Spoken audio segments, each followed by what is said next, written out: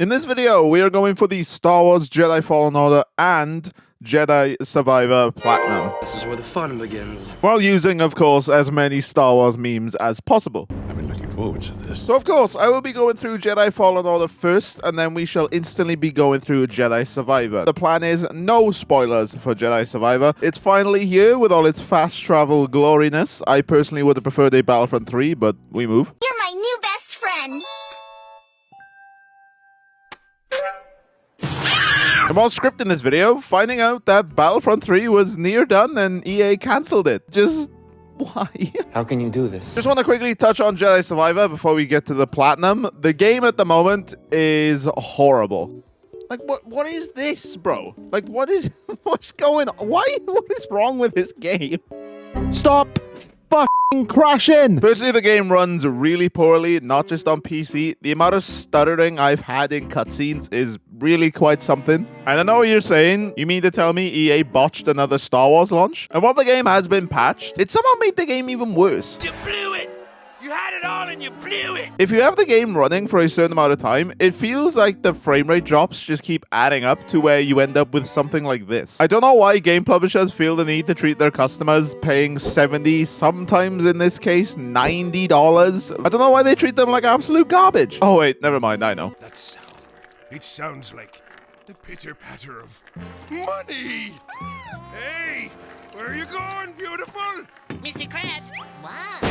And this isn't just EA, by the way. As much as I love to bash EA and how garbage they can be, this isn't just an EA problem. It's quite literally a cycle. You release an unpolished, unfinished game, the backlash happens, you release a PR apology on Twitter, and then patch the game in a few weeks. But guess what? If I pay $70 for a game, I expect it to be finished, not pay $70 to be a beta tester. And if you're one of those ones who argue that it'll get fixed in a patch, you are literally part of the problem. Raise your expectations and stop accepting this crap. Alright, that's my little rant over. Now, when Jedi Fallen Order first dropped in 2019, I absolutely loved the game. I was just so happy to see a single-player Star Wars game again, considering the last one that came out was a good 10 years ago.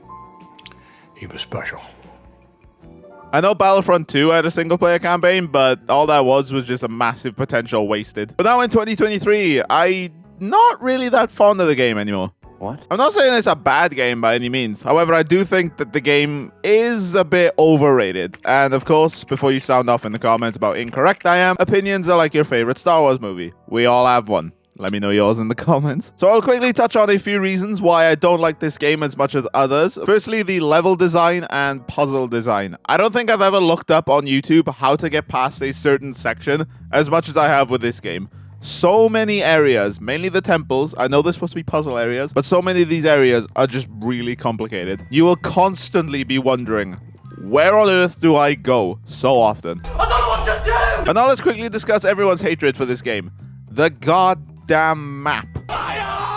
I do not know for the life of me how this map made it through beta testing, QA testing, even alpha testing. This map is easily one of the worst maps I have ever experienced in a video game. I know it's the one big thing everyone criticizes for this game for, but it's only because it's true. Look at it! It's ugly, isn't it? Of course, while currently scripting this video, Jedi Survivor isn't out yet, so I'm not sure if the map is fixed. So, Editor Josh, is the map fixed?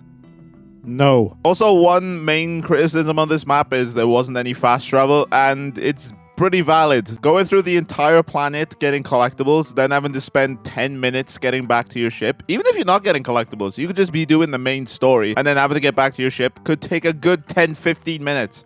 And because the map is so garbage, it's hard to tell which way to go. But thankfully, as I said earlier, fast travel is now in Jedi Survivor. And while we're speaking about other planets, I'll touch on more of them as we get to them. But all I'll say is, screw Zepho, screw Dathomir. But is there anything I actually like in this game? I mean, the combat is very good. I do think they stole mechanics from the wrong game, though. This game is sort of like baby's first Dark Souls. You die to an enemy, respawn at the nearest meditation spot, and be sure to attack the same enemy to regain all your upgrade progress. Instead of taking inspiration from Dark Souls, honestly, I would have loved if this game took it from Devil May Cry. I really do like the plot of this game, which of course I will talk about a bit later. And also the final boss fight, it's just perfect. That was the platinum for this trophy. This This is a platinum video, so we should probably start talking about the platinum. For the most part, very easy, although very boring. It's your standard beat the game, get all the collectibles while doing some miscellaneous trophies. Because of how bad this map is and the lack of fast travel, it makes it one of the most miserable post-game experiences I've had in a long time. It's mad. I have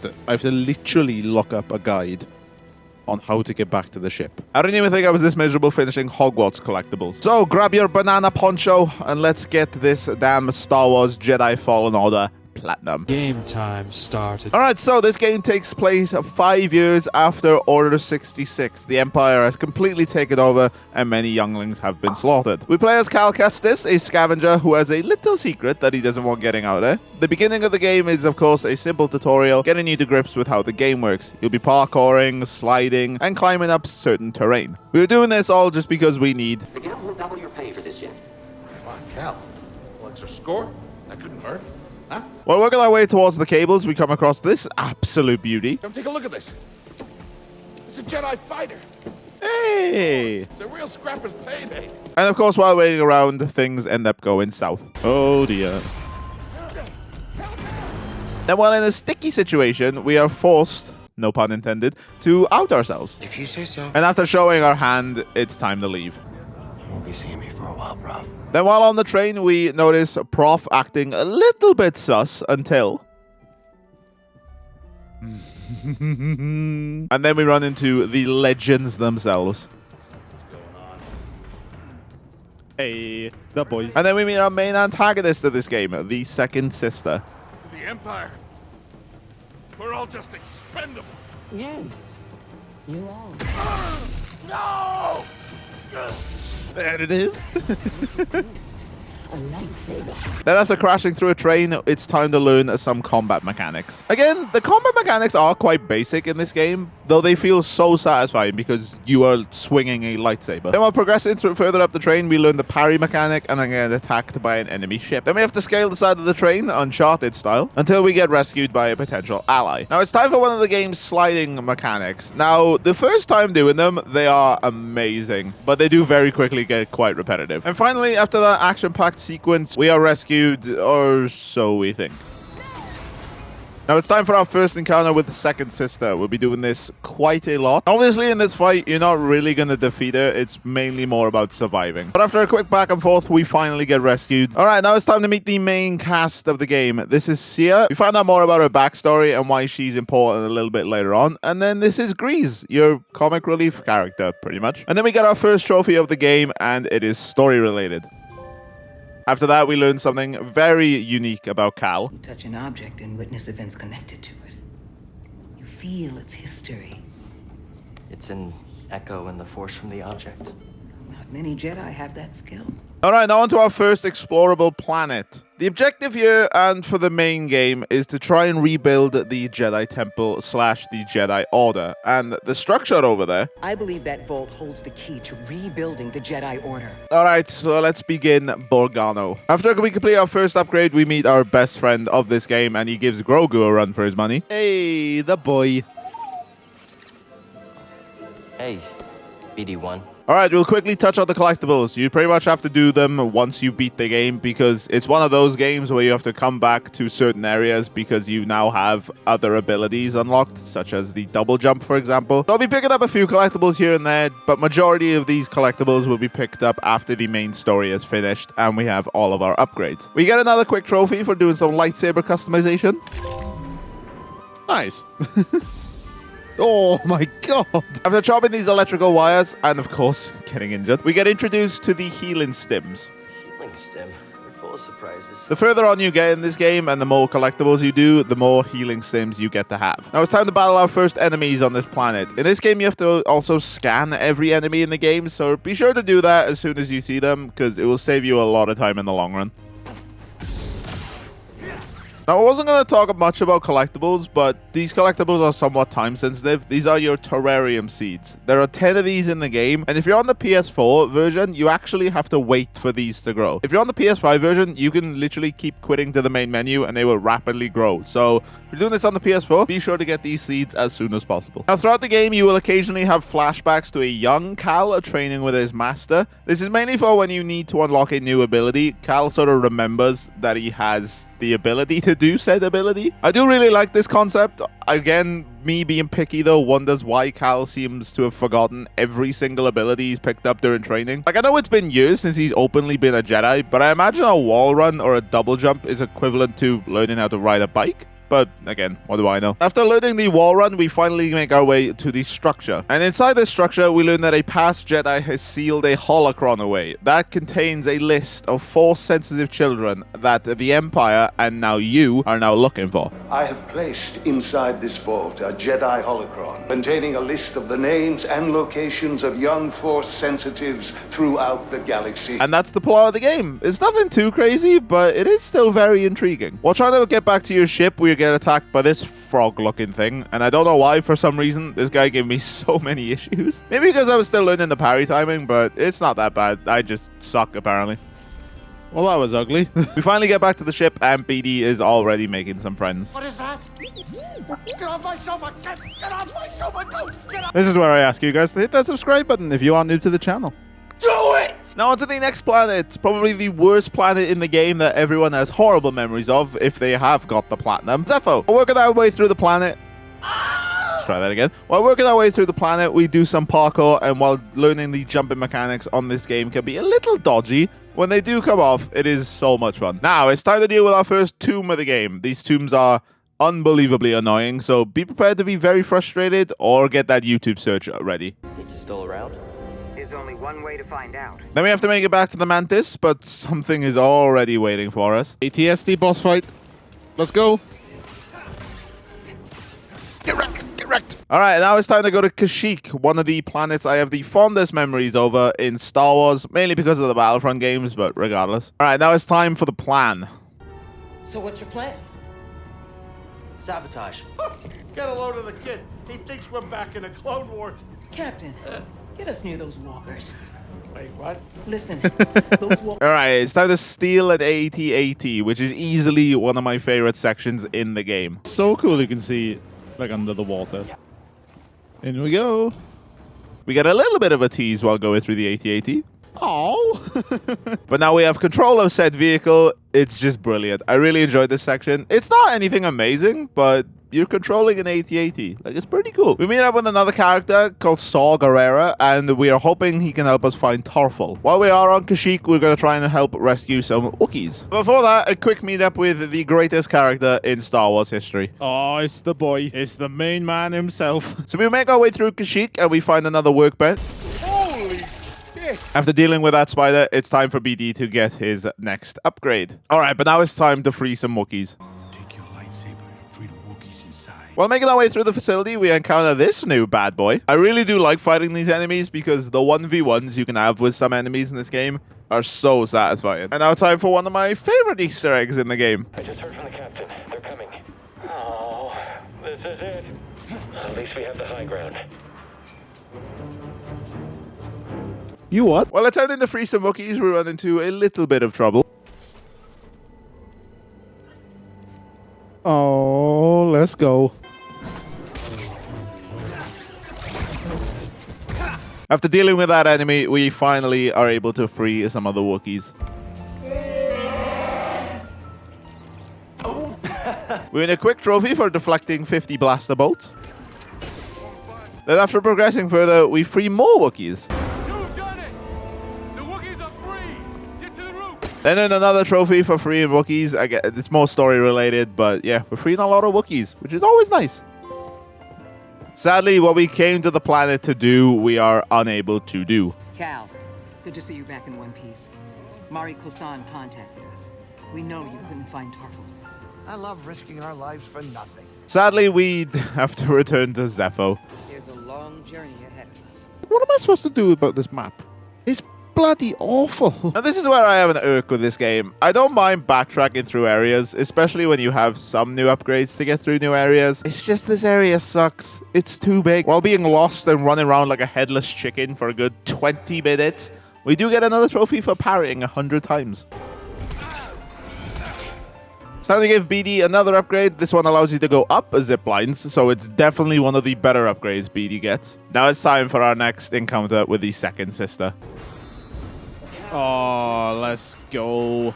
I knew there was a boss fight, don't you? After dealing with the second sister, it's time for our next tomb. Yay! I'm going to quickly breeze through this tomb just because they're just not fun. So, boom, trophy. Now time to spend 10 minutes getting back to the damn ship. How on earth do I get here? To take this elevator down. Jesus Christ! We'll try to make it back to the ship. We run into a bounty on it. Make it.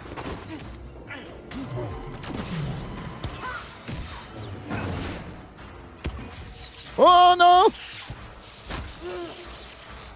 Now it's time for this little dungeon area. It's just not fun. After fighting BD1, we end up in an arena, and now it's time to run a gauntlet. Yes! For running the gauntlet, we fight the bounty hunter that captured us, and then we are rescued. After being rescued, we convey the news that The Empire knows about the holocron. So now the Empire knows there's a list out there containing the list of many Force-sensitive children. So now we are quite literally racing against the clock. We arrive back on Kashyyyk and unlock a quick trophy. Now it's time to scale this damn tree. While scaling the tree, we have a little encounter with the 9th sister. Now, I wish I could say I like this section, but sadly, I just don't. Like, all the set pieces are cool. I really like this sliding bit just because there's explosions everywhere. But then knowing I have to get back to the top of the tree, it's just really annoying. While scaling the tree, we encounter this lovely thing. Bro, he looks like a certain Yu-Gi-Oh card. I can't remember what it's called. If I find it, I'll chuck it up on screen. But it literally looks like a Yu-Gi-Oh card. All right, now it's time for another lesson to learn another upgrade. And it's definitely one of the more useful ones. Good. Now reach my There we go. And now it's time to get a little lightsaber upgrade. After upgrading our lightsaber, it's time to deal with the 9th sister. Oh my god, the double lightsaber. Hurting this world. I don't know what's got second sense. So good. After dealing with her, it's time to get back to the Mantis. While getting back to the Mantis, I get a quick trophy for sending some enemies over the edge. Before finally returning back to the ship. And now we have to arrive at another awful planet. This is Dathomir. Upon going deeper into the planet, we run into a Night Sister who is Merrin. Upon meeting Merrin and getting attacked, we meet another stranger. And this is where I was sort of losing interest in the game and its story. It's not that it's bad, it's just, I don't know, it just wasn't doing it for me. Maybe it was the planet, I don't know. We deal with the Golgara and pop a trophy. You okay? I know I'm breezing past Dathomir, it's just because it's the worst planet in the game, with Zepho being a very close second. Thankfully, after this section, we have one of the best sections that has come out of either of these games. I remember what... Oh no, I remember this scene. You got this, kid. It's so sad knowing what's coming. You must. Asher, are you okay? No. No. The whole thing surrounding Order 66 is one of my favorite things to come out of It's one of my favorite things to come out of movies, like any media. Like, it's so weird. Like, 5 minutes ago, you were just chilling with the clones, like they were like your best friends, and then they hear 2 simple words, and it warps their mind because of the chipset that's in their brain that brands Jedis as traitors. Like, as I said, it's one of the best things to have ever come out of Star Wars, and every time they do a scene about Order 66, I'm just all for it. I love all of them. I love, like, different takes on how they do Order 66. Like, the Episode 3 scenes are gut-wrenching. Like, I love the scene with Ahsoka in Clone Wars. Like, it's brilliant, man. Now we have to go to the planet Ilum. It's basically a beta Hoth. We have to go here because our lightsaber got destroyed. So we have to go here, and hopefully there's a cyber crystal waiting for us. I really do like this planet. And, of course, constructing our own lightsaber is always just a wonderful thing. And god damn, does the purple lightsaber just look fantastic in this game. We get a quick trophy while glitching through this wall. And now that the Empire knows we are here, it's time to get off this planet. And I gotta say, running through the area while an ATST and a lot of stormtroopers are chasing you is a lot of fun. I'm not gonna lie. Now, sadly, we have to arrive back at Dathomir. We are attacked by some bounty hunters. Once we kill these, we get a trophy. Alright, now it's time for another boss fight. While fighting Talon, we get a quick trophy for using all lightsaber types on enemies. And once we defeat Talon, Marin comes in and goddamn, the death he has.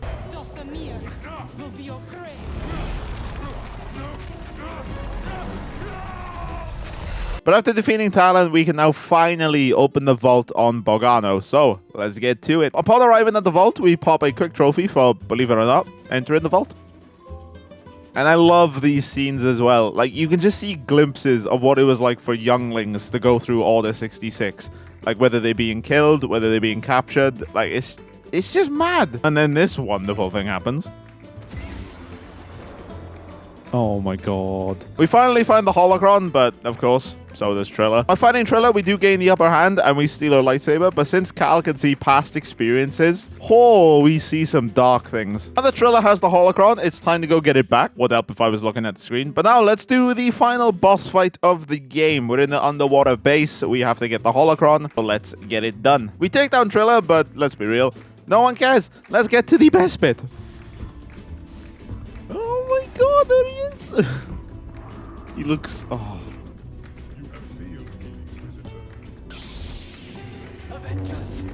Bro, the fear in Trilla's eyes is just ridiculous. Because I feel like in modern pop culture, some people see Darth Vader at this point like, yeah, he's a cool villain, but like, obviously he's been in like media for like, what, 50 years at this point? But I'd still argue he is the best villain in movies, TV shows, anything. Like, as much as I don't like Phantom Menace, seeing a young Anakin Skywalker and wondering, how on earth does this young boy turn into the most feared thing in the galaxy? Not the Emperor, Darth Vader. Even the description for Darth Vader in this game, it's just spine-shivering. If you survive an encounter with the most powerful Sith in the galaxy, escape is the only chance for survival. Sadly, I can't show too much of this boss fight because there's copyrighted music and YouTube would absolutely love to. But now, since we have the holocron, it's time to escape. But thankfully, we've escaped the fearsome Darth Vader, and we beat the game. So where to now? Well, we'll find out in about a week. So now it's time for the collectibles. Now I'm not going to bore you guys with the collectible trash just because, one, you guys don't really need to see that, and two, we still have another game to get through. Mad. Usually I'm done with the video by now. So quick fire trophy pop. Firstly, precision evade 100 times. Up next, we have to kill an enemy with just kicks. Chun-Li would be proud. Up next, a quick customization of Cal, BD, and the Mantis. Up next, slice an Ogdu's tongue. For some reason, this took me way too many tries. It's just he's being a goofy goober right now. Cool. There we go. Then we have to defeat the 4 mysterious creatures. We'll be seeing a lot more of these in Jedi Survivor. Hey! Next up, it's time to spawn the greatest poncho of all time, and I will argue anyone that this is the best poncho in the game. It's beautiful. All right, now we're just going to do a quick rapid-fire collectibles. Here's BD's encrypted logs. Here's all the Jedi skills, all the chests, all enemy types, and all of BD's holograms. And now for some quick combat trophies. Thankfully, you can do all these in training, and you can set basically what enemies you want to spawn. So we defeated an enemy with a slowed blaster. Get you. Yes! We kick a pillock that has kicked me.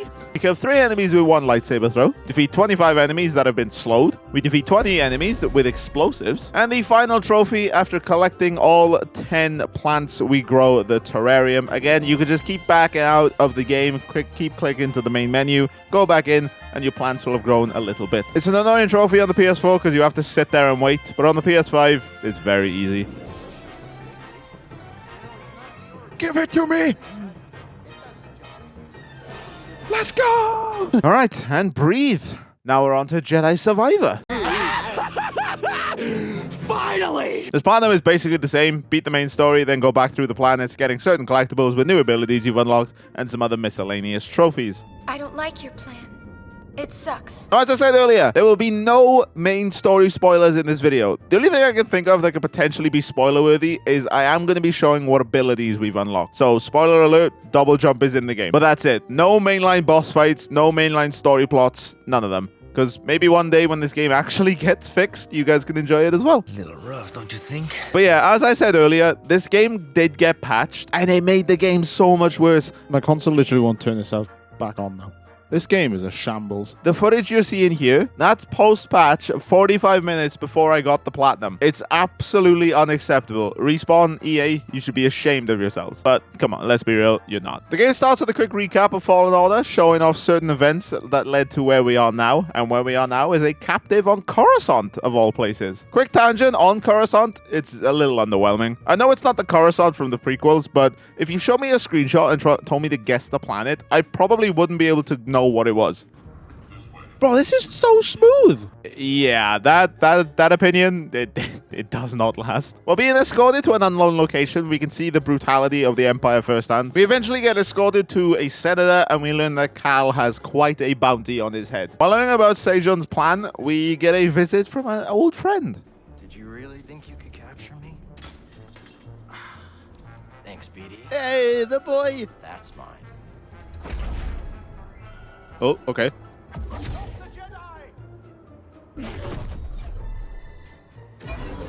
Oh my Christ. All right, now let's talk about the differences between Fallen Order and Survivor. Survivor is pretty much just more Fallen Order, but with a few more combos. Easiest way I can best describe Survivor is it feels like Fallen Order if Fallen Order was modded. Like, the gameplay is very familiar. I'm not saying it's a bad thing, because, like, the gameplay in Fallen Order was really good. There's, of course, a few quality of life improvements. Like, they've made it to where if you open a chest, BD won't jump into the box, and you don't have to sit through that animation every single time. But now, let's have a quick look at the map. I mean, this looks slightly better. And, of course, they've added in some new animations for all the lightsabers.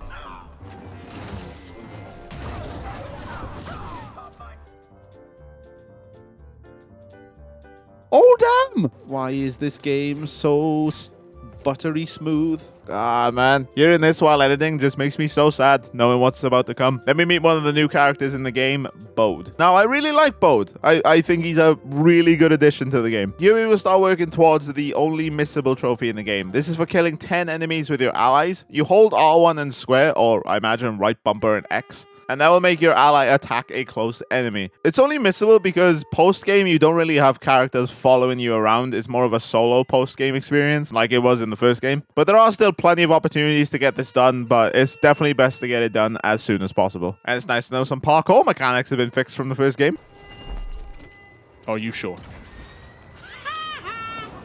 Cal, grab the freaking wall, bro. We then get our first upgrade to the game, which makes me feel like I'm playing Batman Arkham City. Oh, okay. Now it's time for the first instance of mind control in this game. You will give me access to your terminal. I can't. After gathering all the information we need, it is now time to leave. All right, quick skip of a fight, and we get a new lightsaber stance, which, God, it looks so good. Oh my God, that's so sick. But now it's time to make a break for the ship, and we get some... God, the visuals of this game, man. Like, as much as this game stutters and as much as this game looks awful at times, it's still probably one of the best looking games I've played. That being said, though, I'm really curious to see what this looks like after the game's been patched. We get ourselves our next trophy for escaping the Empire. Have a quick mess about with some customization. They're every color but red. I know red is the Empire, but... So, you can change the saber to red, but only in New Game Plus, which is quite an L. I don't know many people at the moment that is going to go through this game again on New Game Plus. And we can also customize BD1, which is actually kind of cool. All right, now we're on to our first planet, Kobor, which it's awful. Don't worry, you'll see why shortly. Now, it's time for a new enemy type. Is it? I gotta say, I love that they put the droids in this game. They're freaking hilarious. The droids in the Clone Wars show, they're brilliant, and they're brilliant in this game. I really enjoying it. And we have to fight another new enemy, which is also a very welcome addition. It's a super power droid. Watch those wrist rockets. After progressing further into Kobor, we discover the new hub area of this game. We arrive at the saloon hoping to find an old friend, and also we meet up with one of the main antagonists of this game. Cannot do. Who's this geezer? Now, Ravis, he's brilliant. He's definitely one of the high points in this game. That's just a common thing in this game. All the villains in this game are amazing. After quickly dispatching this bounty hunter, we lay down the law to Ravis. We enter the saloon and catch up with an old friend. And we also grab a trophy for having a quick catch-up. World sort of thing. Hey, grab some seat. We are sent to look for a module, and we end up finding this old droid. And since, of course, Cal can touch things and see the things from its past, while touching this droid, we find out that this droid was sent to find a lost planet. But now we have to free him because, well... Then while trying to leave the area, we find some of these legends.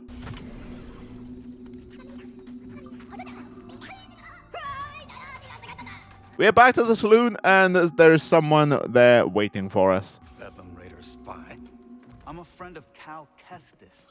Cal, what's it? Look, I told you, buddy, you're in the wrong cantina. I don't know anybody named Cal Kestis. Hey, Grease. Oh, that Cal Kestis. Now we have to get to the forest array, but before we do that, quick parkour course.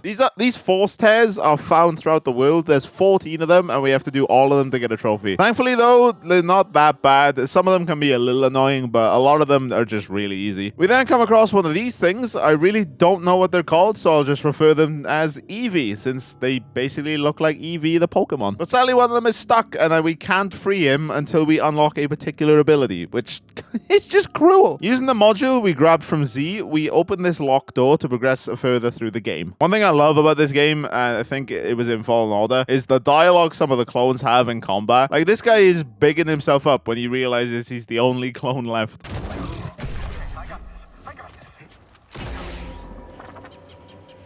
Time for a trophy, since we haven't had one in a while. This is for petting a boglin, so I guess they're called boglins. Then we come across a new enemy type. The best way I can describe these is they're basically like spores from The Last of Us, because if you stand in them for too long, you just end up suffocating. Moving on, we finally come across the forest array, and it's just one big puzzle area. We unlock another ability in this game, and now we can finally control enemies and have them fight on our side.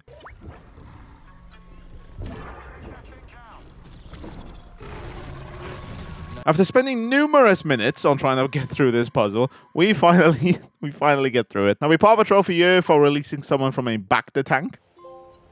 So that is done, we need to get back to the saloon, and what better way to do that than to ride mounts. Now the mounts are cool, but later on in the game, you get some speedrun tech, and they're just faster than mounts. When we get back, we board the Mantis, and we head to our next planet, which is Jeddah. We are going to Jeddah because we need to find 2 different characters from our past. And it didn't take us long before we found one of them.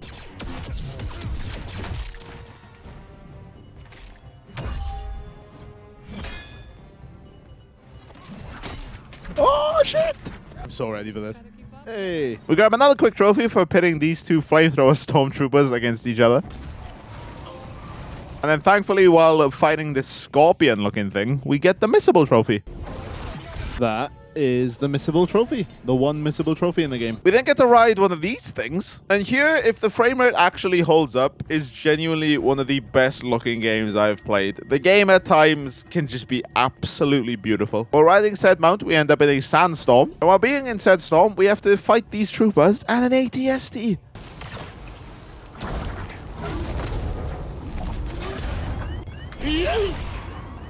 We managed to take shelter from the storm, and then we arrive at the new base of operations, which is basically like the new Jedi Order.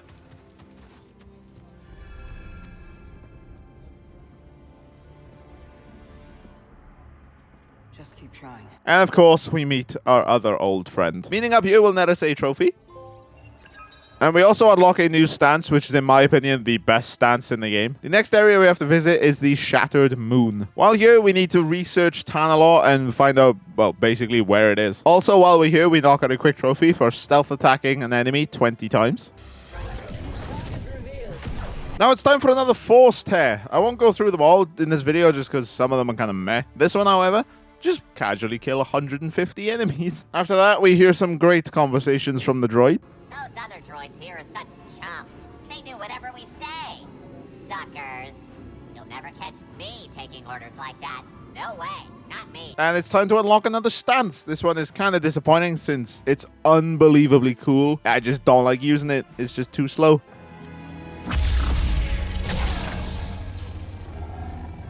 Upon finishing our work on Shattered Moon, it's time to return to Koba. We attempt to progress further by flying one of these things, and we get a little bit of an ambush. Bro, the frame rate in some scenes. Jesus. After killing said bounty hunter, we meet up with Cage, another bounty hunter, and he will meet us at the saloon and give us a heads up on other bounty hunters that are hunting us. While trying to progress after killing this bounty hunter, I accidentally got a trophy for staying in the air for 60 seconds.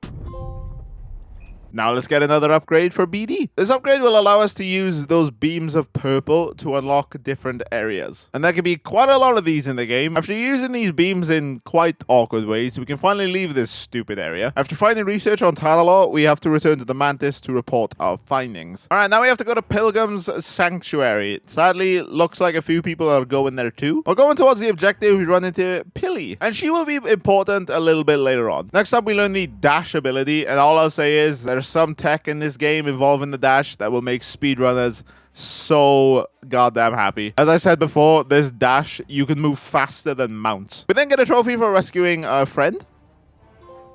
Alright, now let's hear some more fantastic dialogue from the stormtroopers. Intruder. Do we open fire? Let's shoot him.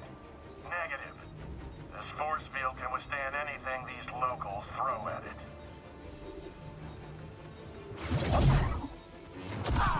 And now it's time for the greatest boss fight in video game history. Rick the door technician.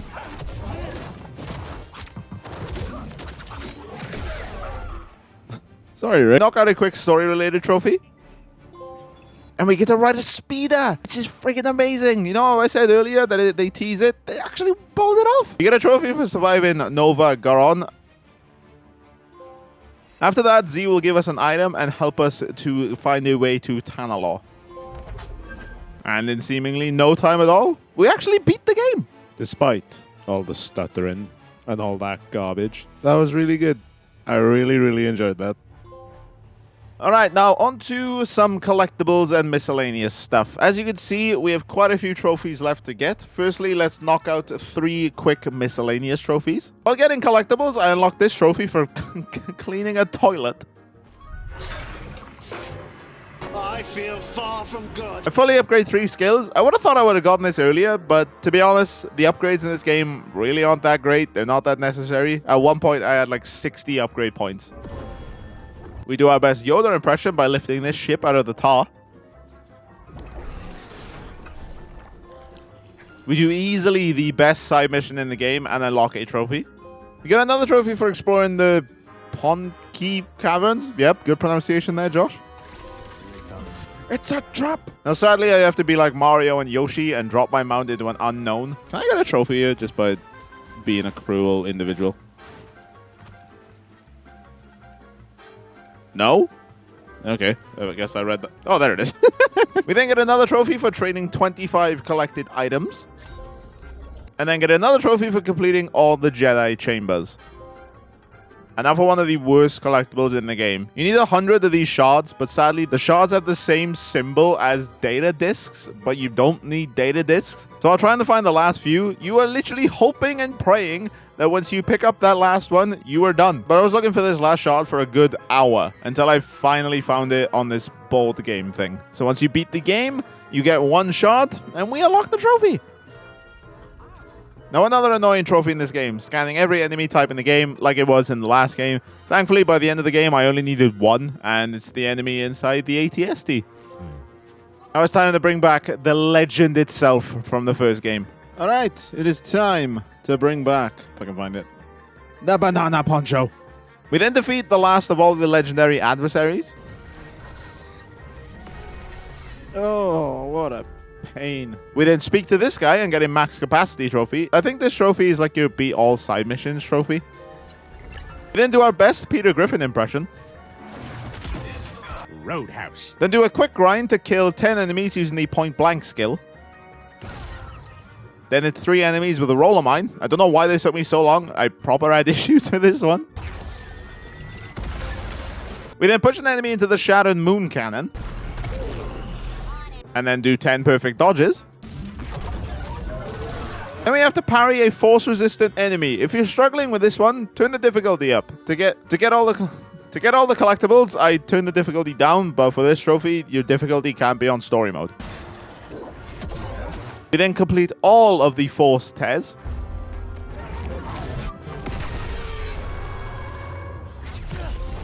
And then kill 20 lifted enemies.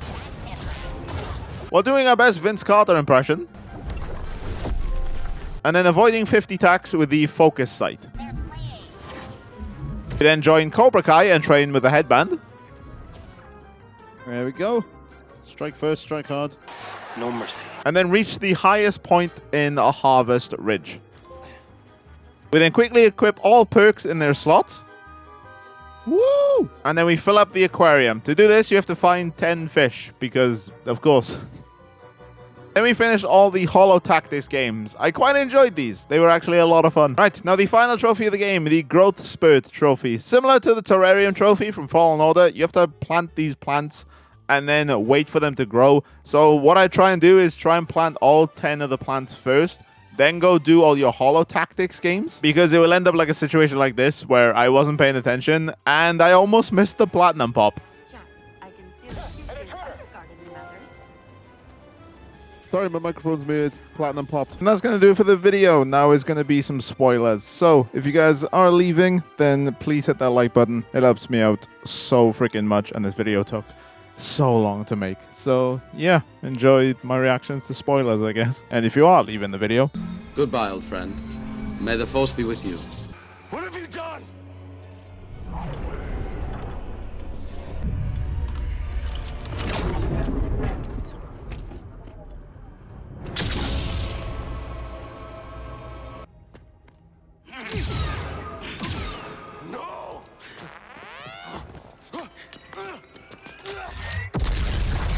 bro, what a dick!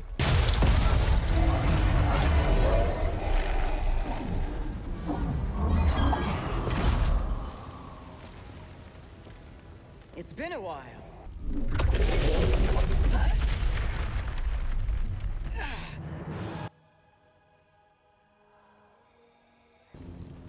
Holy shit! Oh my fucking god, he looks amazing.